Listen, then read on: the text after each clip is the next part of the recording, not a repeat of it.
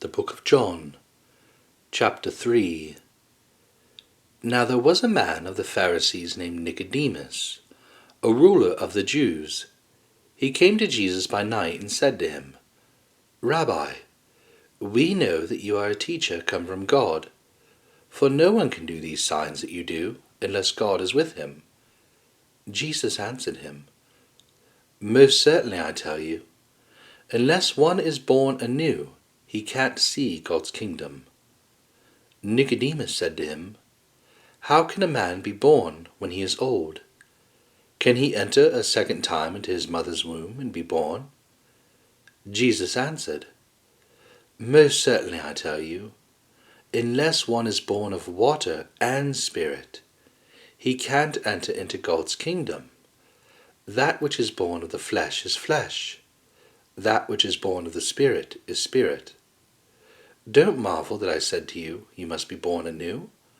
The wind blows where it wants to, and you hear its sound, but don't know where it comes from and where it is going. So is everyone who is born of the Spirit. Nicodemus answered him, How can these things be? Jesus answered him, Are you the teacher of Israel, and don't understand these things? Most certainly I tell you, we speak that which we know, and testify of that which we have seen, and you don't receive our witness. If I told you earthly things and you don't believe, how will you believe if I tell you heavenly things? No one has ascended into heaven, but he who descended out of heaven, the Son of Man, who is in heaven. As Moses lifted up the serpent in the wilderness, even so must the Son of Man be lifted up, that whoever believes in him should not perish, but have eternal life. For God so loved the world that he gave his only born Son, that whoever believes in him should not perish, but have eternal life. For God didn't send his Son into the world to judge the world, but that the world should be saved through him. He who believes in him is not judged. He who doesn't believe has been judged already, because he has not believed in the name of the only born Son of God. This is the judgment, that the light has come into the world, and men love the darkness rather than the light, for their works were evil. For everyone who does evil hates the light, and doesn't come to the light, lest his works would be exposed. But he who does the truth comes to the light, that his works may be revealed, that they have been done in God. After these things, Jesus came with his disciples into the land of Judea. He stayed there with them and baptized. John was also baptizing in Aenon, near Salem. Because there was much water there, they came and were baptized.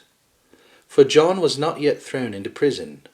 Therefore a dispute arose on the part of John's disciples with some Jews about purification.